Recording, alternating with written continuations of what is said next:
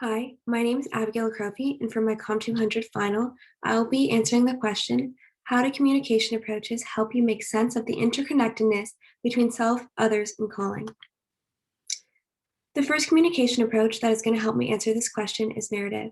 Chapter 12 of Communication Mosaics gives great examples of how narrative helps people make sense of their communications and relationships between themselves, others, and their calling. Chapter 12 is all about organizational communication. Organizational communication relies heavily on structure, and the most common structure that's seen is a hierarchical structure. In a hierarchical structure, levels of power and status are assigned to different members of an organization. These assignments create a clear chain of command, which gives members directions on who to talk to about what concerns. And through this chain of command that clear communication networks are started. And a communication network is a formal or informal link between members of an organization. This structure helps make sense of the interconnectedness between self, others, and calling by making the position in a structure a person's narrative. This place in which a person falls on a structure helps them understand their personal role within the company and helps establish a solid sense of self within this company. Because of this strong sense of self, a person can now clearly see others' roles in the organization and respect the differences between them, which will lead to smoother interactions and better teamwork.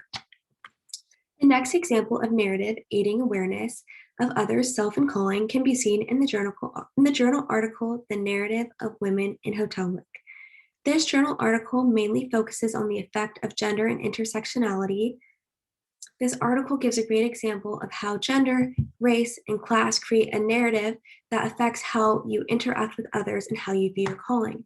The article uses a British chambermaid named Amy to make their point. Amy primarily worked with Portuguese women, but felt like an outcast due to preconceptions about her as an English woman. Additionally, along with feeling like an outcast, Amy believed that she was above the work of housekeeping because women of her nationality and class did not typically do that type of work.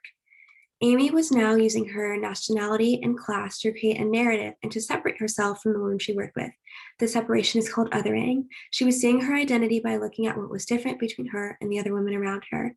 Amy's narrative helps the awareness and understanding of the intersection of self, others, and calling because her nationality and class helped her understand that she believed, in comparison to the other women, that she was better. She was better and she deserved better work. In her eyes, she wasn't suited for the calling of chambermaid. In chapter 13, the next communication approach that helps understand the connectedness between others, calling, and self is influence. Chapter 13 of Communication Mosaics talks about public influence of mass communication. Public communication or public speaking has three traditional aims: entertaining, persuading, and informing, and typically they overlap each other. A great example of someone using influence in public communication to understand how self, others, and calling are all connected is Candace Lightner.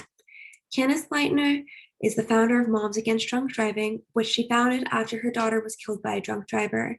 It was because of her daughter's tragic death that she was influenced to fight for stricter gun laws. This fight led her to her finding her calling, which was to be a public speaker and an activist. Even though she found her calling in the midst of grief, it led to a shift of how people saw her. She was no longer just a mother, but she was a well-respected activist. There's also a shift in how she saw herself as well. The author states in Communication Mosaics that Candace was not comfortable originally in her speaking, but now sees herself as a confident and skilled speaker. The next way that influence can show us the connectedness between self, others, and calling is through mass media and agenda setting. Mass media is any form of communication that addresses large audiences and publics, like film, books, and TV. But all these things have agenda setting functions. Agenda setting is the decision of when and how to distribute media coverage on various issues. Mass media has the power to control the public's conscience and what they interact with. These people decide what gets reported on and for how long and how to frame it. As a result, media has a lot of influence on how people see themselves and their calling. Media controls beauty standards. Average people think that they should look like what they see in the magazine, even though that's not true. Media frames how we see other people, and they ingrain in us how we should see other people. They typically frame European people as good, upstanding citizens, but have a tendency to frame other ethnicities and races as lazy or hypersexualize them. The media also puts a limit on what we believe is possible. If what you think your calling is anywhere outside of the mainstream, the media will make you feel like an outcast.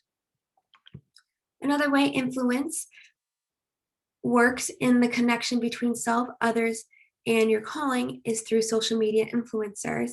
And through the article, The Influence of Social Media Influencers, we see how their influence directly affects the public.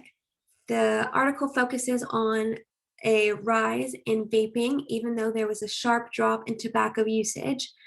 They can still see a rise in vaping and e-cigarettes. Why? Because of celebrity endorsements and the rise of social media influencers. Social media influencers have a tendency to connect with others through online communities that they can foster. The public feels connected to a social media influencer because there are less boundaries than with a typical celebrity. And that leads to a chance of a fan engaging in that activity as well because of the connectedness they feel. This also connects with calling because people are seeing others that they look up to engage in this activity and live life as a social media influencers, and now that is a possibility for them, so their calling could be something different. The last way that we see influence help us answer this question is through mass media, communication, politics, and agenda setting. In modern day politics, most candidates connect with people through mass media rather than face to face. As a result, most people's political information comes secondhand from mass media and not straight from the source. This is where we see the influence of agenda setting. Mass media actively uses their agenda setting function to force the public's attention to certain topics. This directly affects self because we get our information on who we're going to vote for from mass media. This affects how we see others because the media frames people who vote differently than us in a negative way. And this affects calling because this affects the politician's calling with the option to frame someone in a negative or positive light. The media has the power to make or break someone's career and ruin their calling. So simply to answer the question, influence and narrative help me understand the interconnectedness between others, self, and calling. This story that people tell themselves affect how they see other people, how they see their future, and how they see themselves. And the same thing can be said with influence. Being able to understand the fact that these two communications work together and impact our lives very strongly, we can be conscious of the way that we see ourselves and the way that we see others. Thank you so much.